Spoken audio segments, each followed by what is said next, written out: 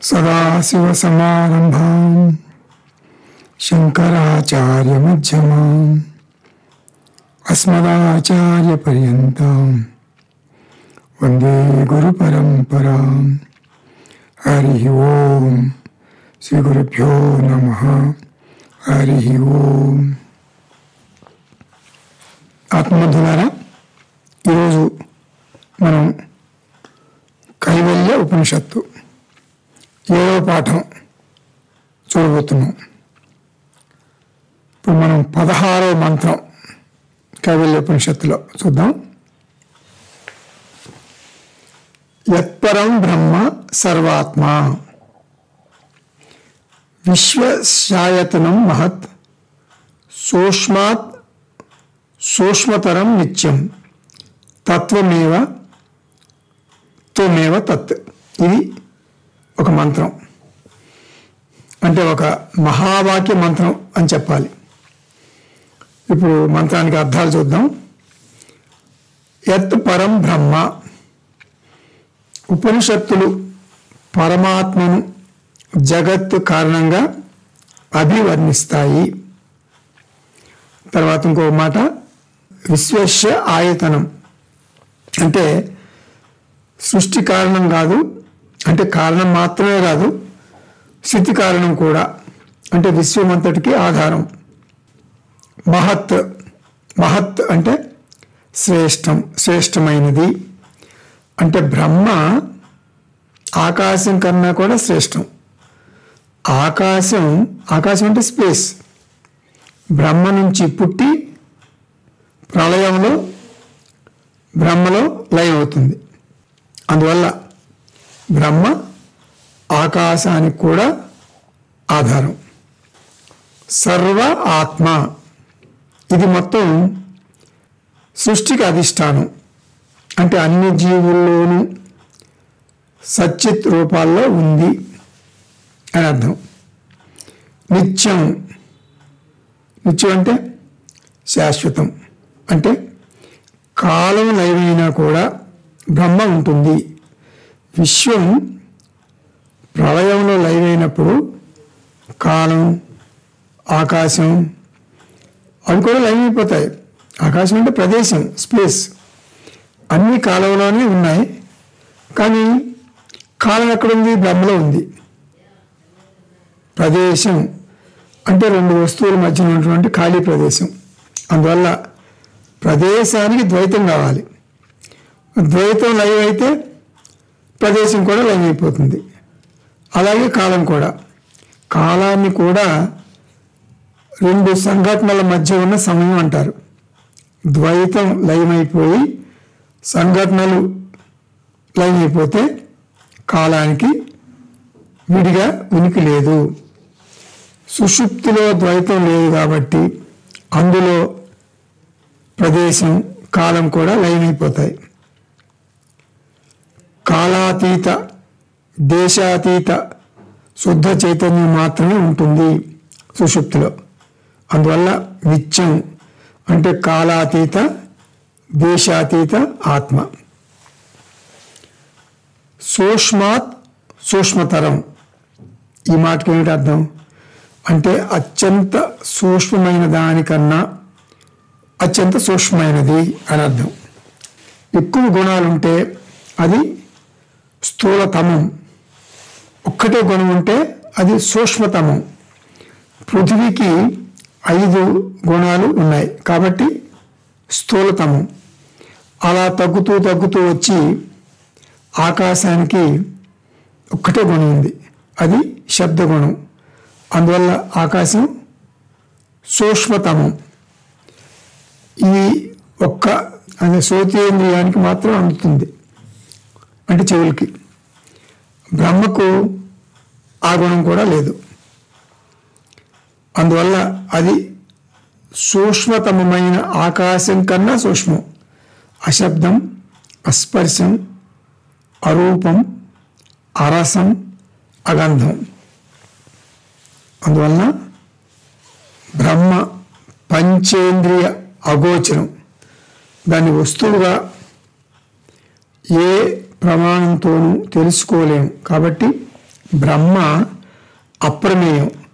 మరైతే వస్తువుగా ఏ ప్రమాణంతోనూ తెలుసుకోలేము. అంటే అసలు బ్రహ్మ ఉందా? అవును, ఉంది అని ఖచ్చితంగా చెబుతుంది ఉపనిషత్తు. ఉనికి ఉండి వస్తువుగా తెలుసుకోలేనిది ఏమిటి? తెలుసుకోగోరే నువ్వే అది, అదే బ్రహ్మ. తత్ ఏవ త్వం, తత్ ఏవ త్వం అంటే ఆ బ్రహ్మ నువ్వే.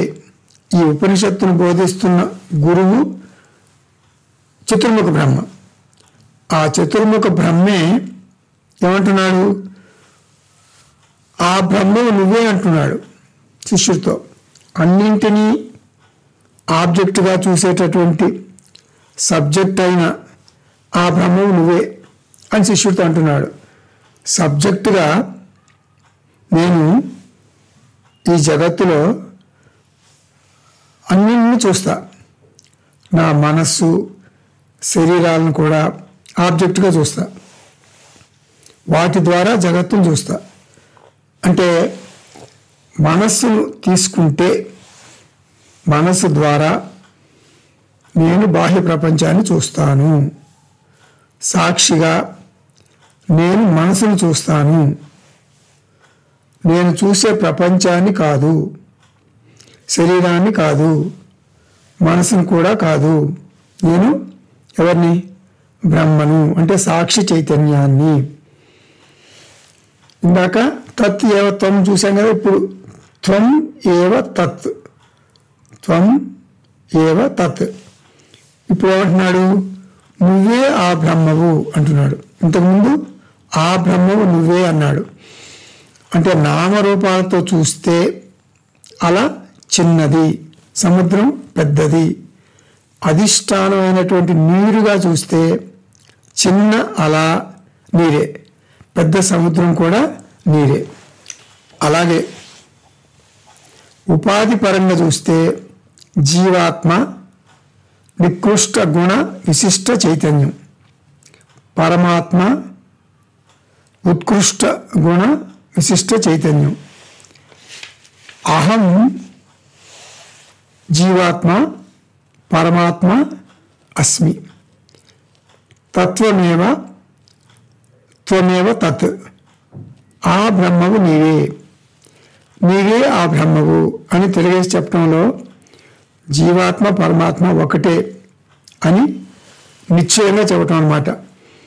అంటే కొన్ని వాక్యాలు మనం ఇట్లా తిరిగేసి చెప్పలేము. ఇప్పుడు ఒక ఉదాహరణ చూద్దాం. ప్రతి ఆంధ్రుడు భారతీయుడే, అది ఒక మాట. తిరిగేయండి, తిరిగేస్తే ఏమవుతుంది? ప్రతి భారతీయుడు ఆంధ్రుడే. ఇది తప్పు కదా. ఇలా అన్నిటికీ వర్తించదు. ఆ బ్రహ్మవు నీవే, నీవే ఆ బ్రహ్మవు అని అన్నీ అట్లా తిరిగేసి చెప్పలేము. 17వ మంత్రం చూద్దాం. జాగ్రత్త స్వప్న సుషుప్తాది ప్రపంచం యత్ ప్రకాశతే తద్ బ్రహ్మ ఇతి జ్ఞాత్వా సర్వబంధై ప్రముచ్యతే. ఇది కూడా ఒక మహావాక్య మంత్రం అని చెప్పొచ్చు.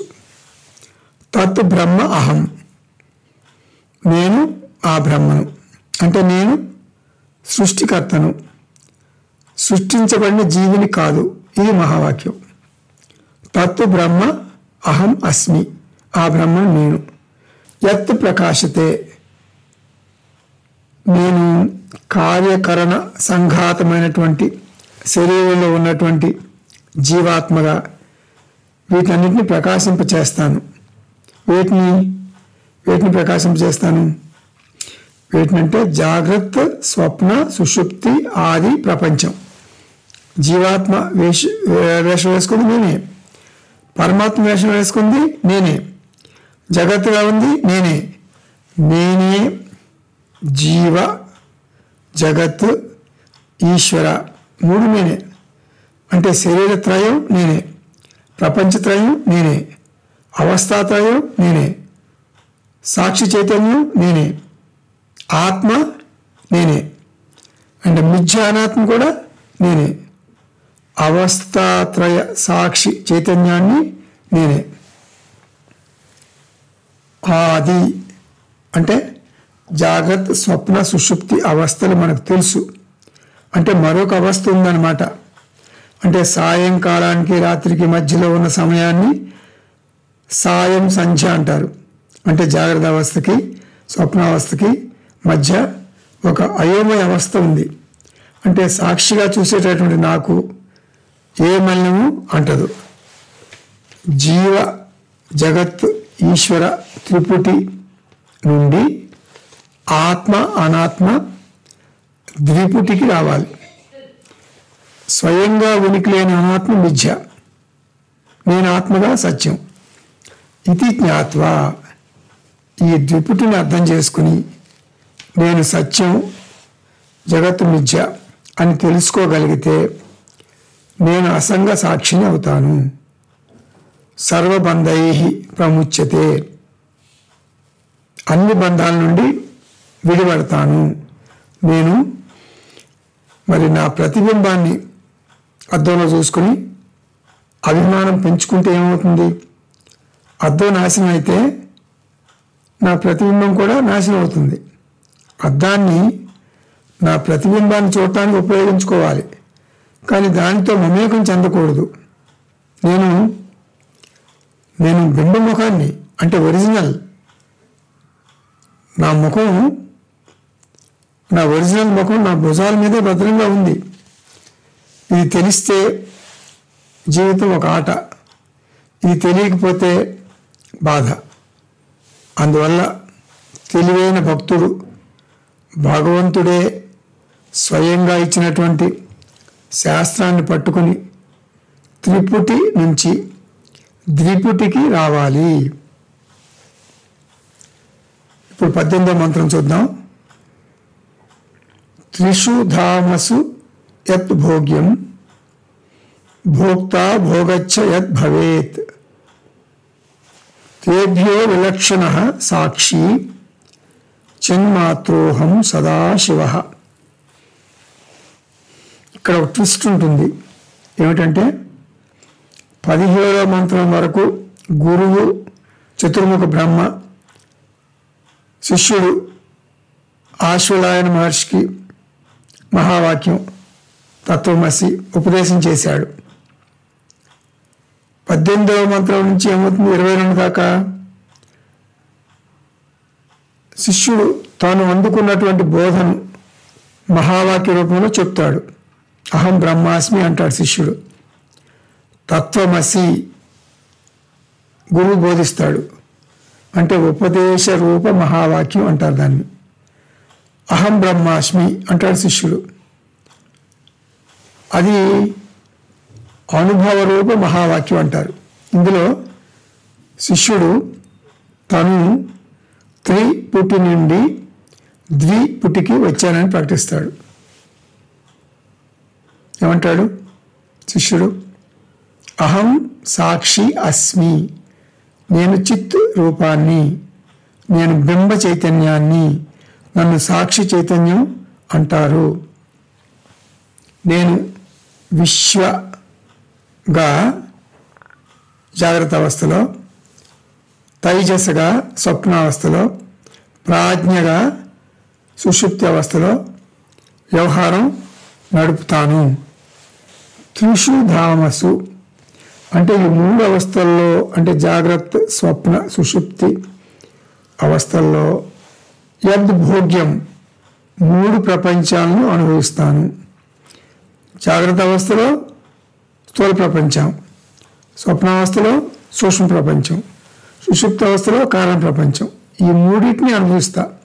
భోక్త అంటే ఈ 3 వేషాల్లో అనుభవిస్తా.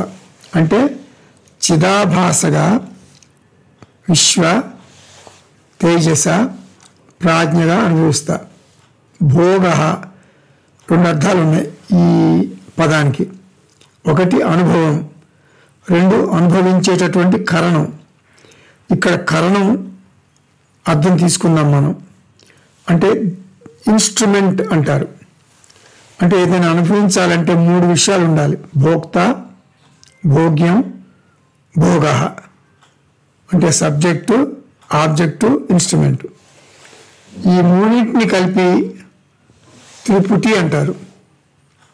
తేభ్య విలక్షణ, నేను వీటన్నిటికీ విలక్షణంగా ఉన్నాను. అనుభవించే వ్యక్తి తను అనుభవించే వస్తువుకు భిన్నంగా ఉంటాడు. సబ్జెక్ట్ వేరు, ఆబ్జెక్ట్ వేరు. ఇప్పుడు ఒక ఉదాహరణ చూద్దాం. కెమెరా ఉందనుకోండి. కెమెరా తీయబడినటువంటి ఫోటో కన్నా భిన్నంగా ఉంటుంది. అంటే కెమెరా తీసిన ఫోటోలో కెమెరా కనపడదు. అంటే I am ever the subject, never the object. అంటే గురువుకు శిష్యులు ఉన్నంతసేపు గురుత్వం ఉంటుంది. శిష్యులు వెళ్ళిపోయాక గురుత్వం పోయి ఒక వ్యక్తిగా మిగులుతాడు.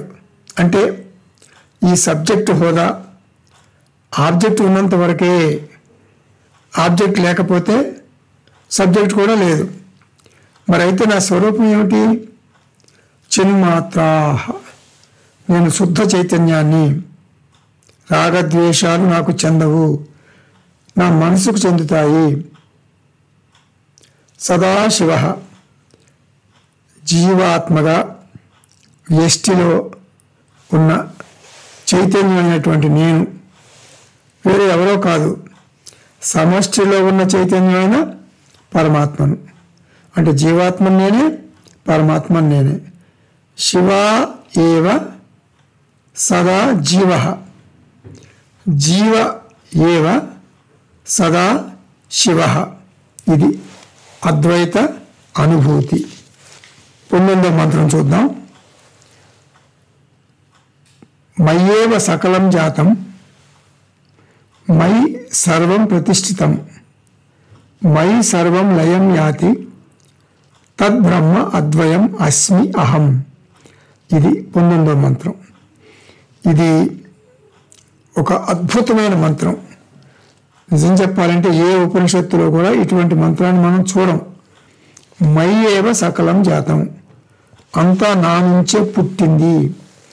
నేను ఎవరో మనం సరిగా అర్థం చేసుకోవాలి. అంటే దేహం కాదు, చైతన్యం అయినటువంటి నా నుంచే ఈ సృష్టి వచ్చి కొన్ని క్షణాలు నాట్యం చేస్తుంది.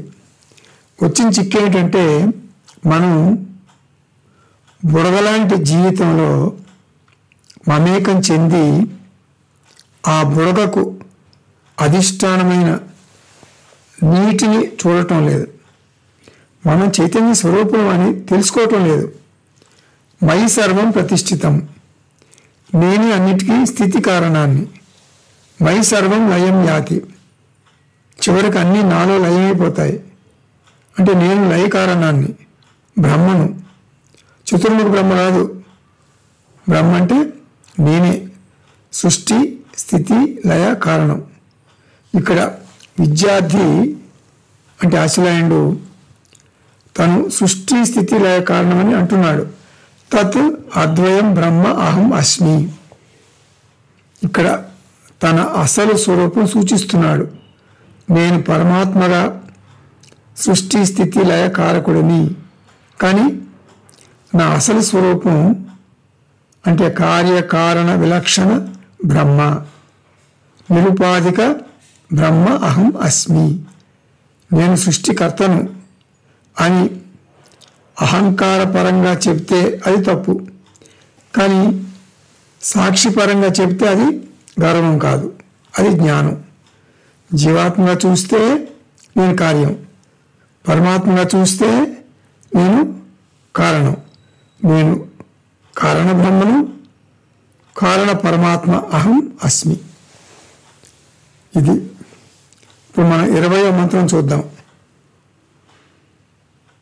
అనోరణీయాన్ అహం ఏవ తద్వన్మహానహం విశ్వమహం విచిత్రం పురాతనోహం పురుషోహం ఈశో హిరణ్మయోహం శివరూపం అస్మి. ఈ 20వ మంత్రం కూడా ముందు మంత్రానికి కొనసాగింపు. నేను కారణ పరమాత్మను. కాబట్టి నేను కార్యం అంతా ఉంటా, అంటే నామరూపాత్మకమైన జగత్తంతా ఉంటా. అంటే ఒకటే బంగారం అత్యంత చిన్నదైన ముక్కు పుడకలోను, అత్యంత పెద్దదైన వడ్డాణంలోనూ ఉంటుంది. ఎలా తెలుసు ఉంటుందని? బంగారం తీసేస్తే ముక్కు పుడక ఉండదు, వడ్డాణం ఉండదు, అసలు ఏం మిగలవు. ఏక కారణం ఏవ అనేక కార్య రూపేణ భాతి. అహం ఏవ అనోరణీయాన్ తద్వత్ మహాన్. నేను చిన్న అణువు కన్నా చిన్న, పెద్దదైన దానికన్నా పెద్ద. ఇది ఎలా అర్థం చేసుకోవాలి మనం? ఎలా అర్థం చేసుకోవాలంటే, ఒకే నీరు అత్యంత చిన్నదైన బుడగలో ఉంటుంది.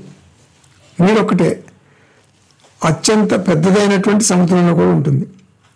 అంటే నీటి బుడగ కార్యం, నీటి సముద్రం కారణం. వేదాంతం ఏమంటుంది? నిజానికి బుడగ లేదు, సముద్రం లేదు, ఉన్నది ఒకటే, అది నీరు అంటుంది. అంటే నీరు కార్య కారణ విలక్షణం. ఇదే సూత్రాన్ని బ్రహ్మకు వర్తింపజేస్తే సూక్ష్మమైన అణువులోనూ ఉంది, పెద్దదైన సూర్యుల్లోనూ ఉంది. బ్రహ్మే జీవాత్మగాను, బ్రహ్మే పరమాత్మగాను ఉంది. సృష్టి అంటే ఏమిటి? బ్రహ్మ ప్లస్ నామరూపాలు. నామరూపాలు తీసేస్తే మిగిలేదేమిటి? కార్యకారణ విలక్షణ బ్రహ్మ. ఆ బ్రహ్మను నేనే, నేనే బ్రహ్మగా అంతటా ఉన్నాను అనేది సర్వాత్మ భావన. సర్వం ఆత్మ ఇది భావ. విచిత్రం ఏంటంటే, అంటే ఇప్పుడు రెండో మాట చూద్దాం. విచిత్రం విశ్వం అహం అస్మి.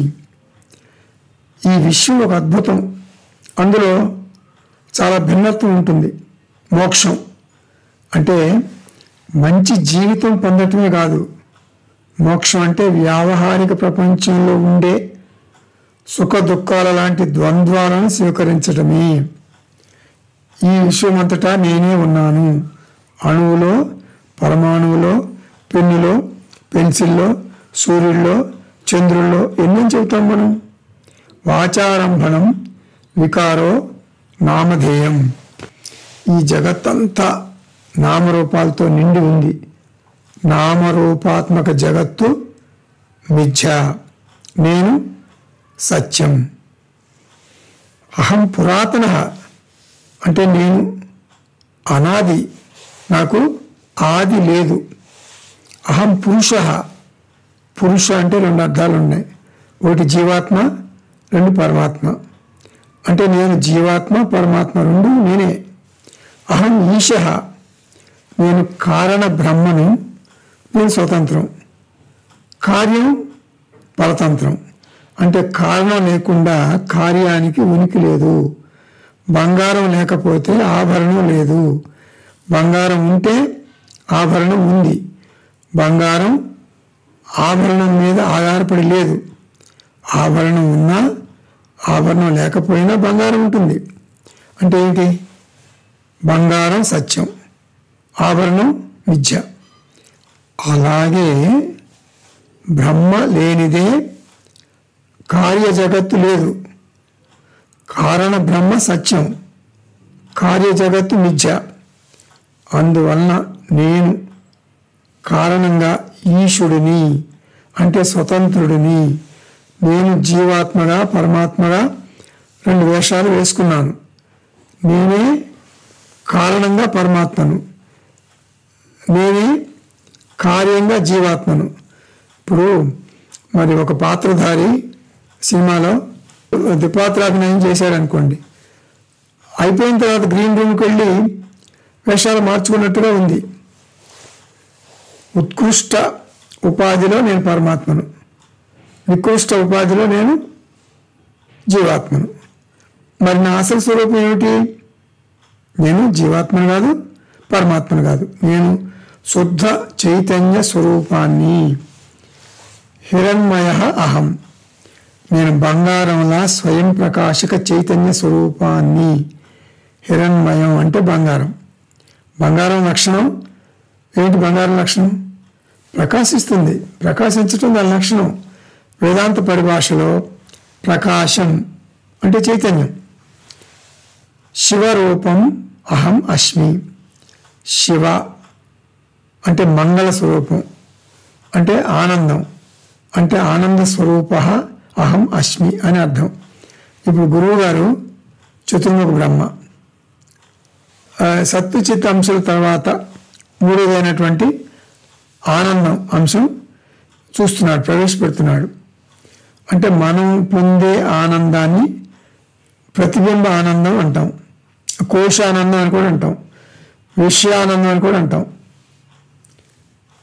ఈ ఆనందాలకు అంటే ప్రతిబింబానందం, కోశానందం, విషయానందం, వీటికి ఏమిటంటే హెచ్చు తగ్గులు ఉంటాయి, రాకపోకలు కూడా ఉంటాయి. మామిడి పండును బజార్లో చూశారు అనుకోండి, అదొక ఆనందం, దాన్ని ప్రియం అంటారు.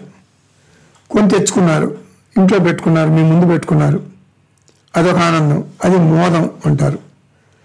శుభ్రంగా తిన్నారు, ఇది ప్రమోదం. ప్రియం, మోదం, ప్రమోదం, ఈ మూడు ఆనందాలే. ఇప్పుడు వేదాంతం నేర్చుకుంటే నా సమస్యలు తొలగిపోతాయా అని అడిగారు అనుకోండి ఎవరన్నా, అంటే వేదాంతం నేర్చుకుంటే నీ సమస్యలు తొలగిపోవు, కానీ వాటి తీవ్రత తగ్గుతుంది. మనస్సులో ఆత్మజ్ఞానం అనేటటువంటి వెలుగు వెలగటం వల్ల ఈ సమస్యల కాంతి తగ్గుతుంది. దీన్ని అభిభావ అంటారు. ఇప్పుడు ఒక ఎగ్జాంపుల్, ఉదాహరణ చూద్దాం. రాత్రిపూట నక్షత్రాలు ఆకాశంలో మంచిగా మెరుస్తాయి రాత్రిపూట. పగలు మరి కనపడవు మనకి. అంటే నక్షత్రాలు రాత్రి ఉన్నాయి కదా, మరి పగలు ఉండవా? అంటే నక్షత్రాలు పగలు కూడా ఉంటాయి, కానీ తేజోమయమైనటువంటి సూర్యుని కాంతి ముందు ఈ మిణుకుమైన నక్షత్రాలు వెలవెలా పోతాయి. అదేవిధంగా జ్ఞానికి కూడా సమస్యలు ఉంటాయి. అతను కూడా అజ్ఞాని ఉన్న ప్రపంచంలోనే ఉన్నాడు కదా. మరి జ్ఞాని నిధిధ్యాసనం చేసి జ్ఞాననిష్టలో ఉండటం వల్ల సమస్యల వేడి వీగిపోతుంది, సమస్యల విద్యాత్వం అర్థమవుతుంది. నేను అహం బ్రహ్మ అస్మి అని నా గురించిన నా అభిప్రాయం ఒక్కటే మార్చుకుంటే చాలదు. నా చుట్టూ ఉన్న నా కుటుంబం, ఈ జగత్తు, మరి అందులో జరిగే సంఘటనల గురించి నా అభిప్రాయం అన్నీ మార్చుకోవాలి. అంటే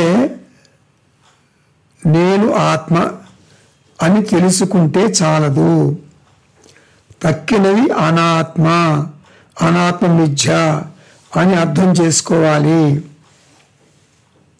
లేకపోతే క్లాసులో అహం బ్రహ్మాస్మి అంటారు, ఇంట్లో అహం జీవోస్మి అంటారు. అందువల్ల ఆత్మ గురించి నేర్చుకున్న పదాలను నిధిధ్యాసనంలో నాకు వర్తింప చేసుకోవాలి. ఆత్మ సర్వగతం అంటే నేను సర్వగతం అని అనుకోవాలి. ఓం తత్సత్. సర్వం శ్రీకృష్ణార్పణమస్తు. ఓం పూర్ణమదః పూర్ణమిదం పూర్ణాత్ పూర్ణముదచ్యతే పూర్ణస్య పూర్ణమాదాయ పూర్ణమేవావశిష్యతే. ఓం శాంతి శాంతి శాంతి. హరి ఓం. శ్రీ గురుభ్యో నమః. హరి ఓం.